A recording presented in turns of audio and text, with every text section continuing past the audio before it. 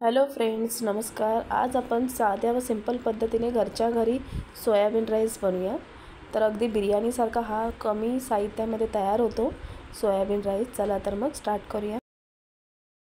तर इथे आपण एक बाउल 250 ग्राम जसे आपण तांदूळ घेतले आहेत। हे स्टीम कोलम आहेत। आपण हे पूर्ण वॉश करून घेऊया।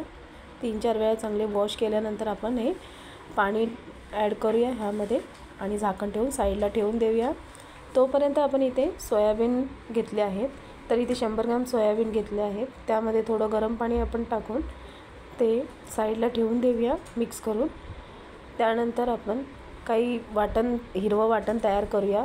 त्यासाठी मी इथे 10-12 हिरव्या मिरच्या घेतल्या आहेत, लसूण घेतले आहेत 8-9 कळ्या, तसेच 1 इंच आलं घेतलं आहे आणि त्याच पद्धतीने 4-5 लवंग आणि 1 दालचिनीचा 1 इंचाचा तुकडा घेतला आहे आणि इथे कोथिंबीर पेस्ट घेतली आहे।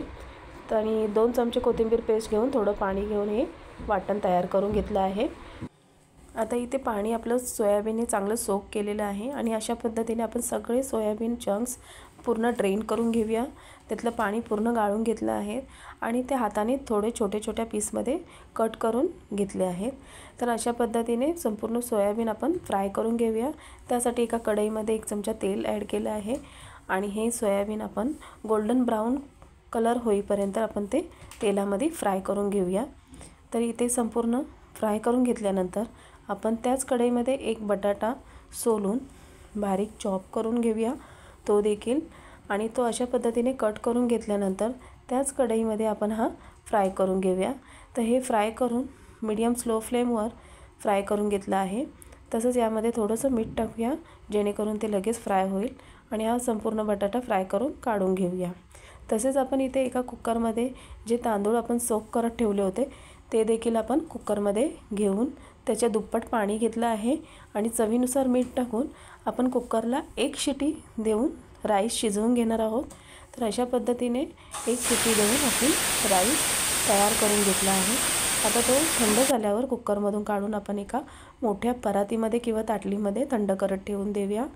तसेच आपण त्याच कुकरमध्ये 2 मोठे चमचे तेल आणि 1 चमचा जिरे आणि 2 तेजपत्ते, तसेच थोडीशी कढीपत्त्याची पानं आणि काजू असतील तर ऑप्शनल आहे आणि ते आपण ह्या तेलामध्ये परतून घेऊया। तर इथे आपण 2 बारीक चॉप केलेले कांदे घेतले आहे। आता हे कांदे आपण गोल्डन ब्राउन कलर होईपर्यंत, त्याचा कच्चेपणा जाईपर्यंत आपण ह्या तेलामध्ये चांगलं परतून घेणार आहोत आणि तसेच आपण यामध्ये थोडी चवीनुसार मीठ ॲड करूया। तर इथे आपण थोडं मीठ संपूर्ण याच्यामध्ये ॲड केल्याचं आपल्या टेस्टनुसार आपण मीठ त्यामध्ये ॲड करून घेऊया। तसेच आपण इथे जे ग्रीन वाटण काढलं होतं हिरवा चटणीचं ते आपण या तेलामध्ये चांगलं मिक्स करून घेणार आहोत। ते तेल सुटेपर्यंत आपण तेलामध्ये परतून घेतलं आहे। तसेच आपण बारीक चॉप केलेला टॉमॅटो घेतले आहे आणि ते देखील आपण ह्या तेलामध्ये परतून घेऊया। आणि त्यानंतर आपण इथे मसाले घेतले आहेत। मसाल्यांमध्ये मी 2 चमचे लाल तिखट, 2 चमचे बिर्याणी मसाला आणि 1 छोटा चमचा हळद आणि 1 छोटा चमचा कसुरी मेथी घेतली आहे। हे तेलामध्ये आपण संपूर्ण मिक्स करून परतून घेतलं आहे। तसेच आपण फ्राय केलेले सोयाबीन आणि बटाटा तो देखील ह्या मसाल्यामध्ये संपूर्ण एकत्रित मिक्स करून घेऊया आणि संपूर्ण मिक्स करून झाल्यानंतर आपण एक प्लेट त्यावर ठेवूया आणि 5-7 मिनटं थोडं लो फ्लेमवर आपण ती वाफवून घेतल्यानंतर आपण जो थंड करत राईस ठेवला होता तो यामध्ये मिक्स करून संपूर्ण एकत्रित हलक्या हाताने राईस आणि आपला सोयाबीन मसाल्याची ग्रेव्ही हे संपूर्ण आपण मिक्स करून एकत्रित आपला सोयाबीन राईस तयार आहे। आणि ही रेसिपी एकदम घरच्या घरी कमी साहित्यामध्ये आणि अगदी स्वादिष्ट अशी तयार होते। याला जास्त काही मेहनत लागत नाही। थोडंसं मसाला आपण हिरवा तयार केला की अशा पद्धतीने स्वादिष्ट अशी सोयाबीन राईस, सोयाबीन बिर्याणी आपण घरच्या घरी कमी साहित्यामध्ये इझिली बनवू शकतो।